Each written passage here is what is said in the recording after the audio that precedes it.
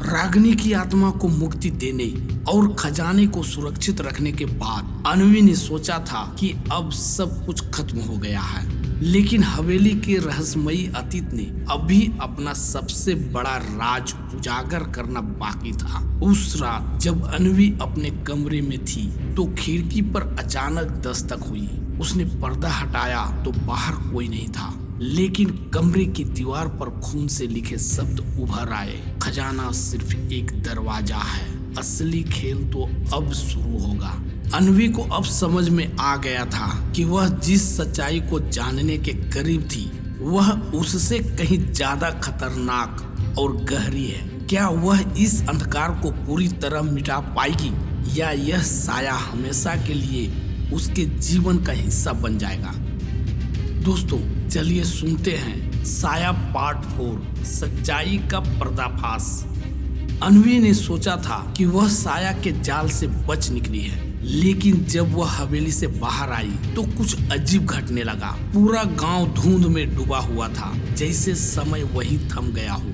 गांव की गलियां सुनसान थी, हर घर का दरवाजा बंद था। हवा में अजीब सी फुसफुसाहट गूंज रही थी। अचानक उसे अपने ही घर से कुछ हलचल महसूस हुई। दरवाजा खोलते ही उसकी माँ ने उसे गले लगा लिया। अन्वी, तुम कहाँ चली गई थी? हमें लगा तुम कभी वापस नहीं आओगी।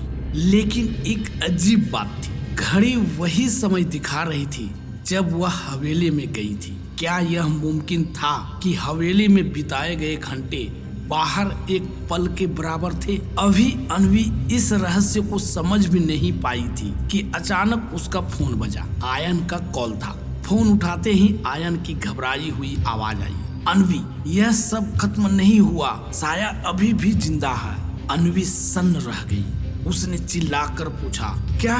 लेकिन मैंने काल वृक्ष को तो खत्म कर दिया था। आयन ने कांपती आवाज में कहा, नहीं अन्वी, वह सिर्फ एक परछाई नहीं थी, असली साया अभी भी जीवित है और वह अब मेरे पीछे है।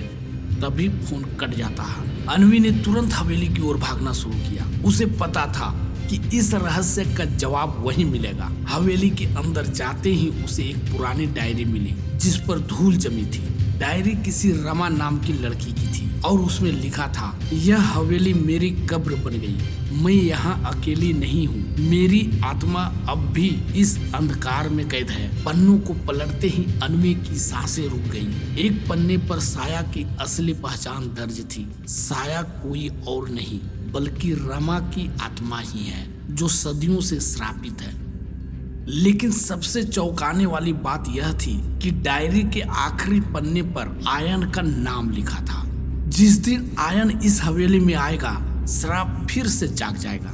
अचानक हवेली के दरवाजे अपने आप बंद हो गए। ठंडी हवाएं चलने लगी और दीवारों पर वही रक्त रंजित अक्षर उभरने लगे। अन्वी, तुमने मुझे रोकने की कोशिश की, लेकिन खेल अभी खत्म नहीं हुआ। साया की परछाई सामने उभर आई। उसकी आंखों में वही गहरी जलती हुई आग थी। तुमने सोचा था कि तुमने मुझे हरा दिया। नहीं अन्वी, तुमने बस मुझे और ताकतवर बना दिया। हवेली की दीवारों से चीखें निकलने लगी, फर्श हिलने लगा। अचानक एक दरवाजा खुद ही खुल गया।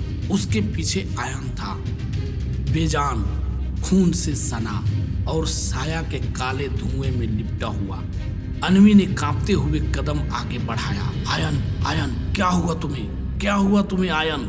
लेकिन आयन की आवाज बदली हुई थी। उसने धीरे से सिर उठाया और उसकी आंखें पूरी तरह काली हो चुकी थी। अन्वी, अब बहुत देर हो चुकी है। अन्वी ने पीछे हटने की कोशिश की, लेकिन साया ने उसे चारों ओर से घेर लिया। उसकी आवाज अब और डरावनी हो गई थी। तुमने सिर्फ मेरी परछाई को जलाया था, लेकिन असली शक्ति आयन के अंदर थी। अब वह मेरा दास बन चुका है। तुम चाहो भी तो उसे बचा नहीं सकती। अन्वी ने अपनी मुट्ठी भींची। वह डर नहीं सकती थी। उसे इस रहस्य का अंत करना ही होगा। लेकिन सवाल था, कैसे? क्या अन्वी आयन को बचा पाएगी या साया का यह श्राप हमेशा के लिए हावी रहेगा? आगे क्या होगा जानने के लिए मिलते हैं साया पार्ट 5 में। धन्यवाद। अगर ये कहानी आपको अच्छी लगी तो वीडियो को लाइक करें, इस चैनल को सब्सक्राइब करें और अपने मित्रों को भी ये वीडियो शेयर करें। धन्यवाद।